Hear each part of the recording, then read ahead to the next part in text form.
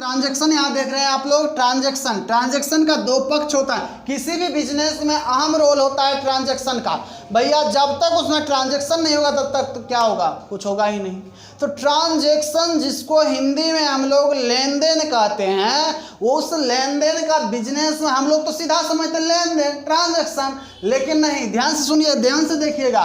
और ये जो जितने व्यक्ति देख रहे हैं सबके लिए लाभप्रद है, केवल कॉमर्स के स्टूडेंट के लिए लाभप्रद नहीं है, ये सबके लिए है। ट्रांजैक्शन के दो पक्ष होते हैं भाई।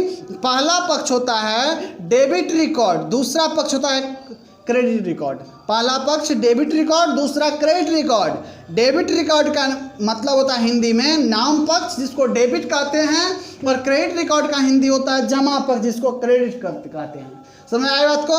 तो ट्रांजैक्शन का दो पक्ष डेबिट रिकॉर्ड और क्रेडिट रिकॉर्ड होता है, क्योंकि किसी भी ट्रांजैक्शन के लिए दो पक्ष का होना नितांत आवश्यक है, एकदम मस्ट इंपॉर्टेंट है। बोलिए कैसे?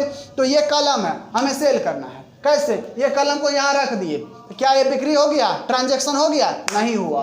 इस कलम को हम इस व्यक्ति को दे दिए, किसी व्यक्ति को दे दिया, बदले में पैसा ले लिए। ये ट्रांजैक्शन का लेन देन, किसी ने लिया, हमने दिया, हमने कुछ लिया, उसको कुछ दिया, ये लेन देन का लाएगा। और लेन देन करने का कम से कम मिनिमम 2 पार्टीज होता है, 2 पक्ष होता है।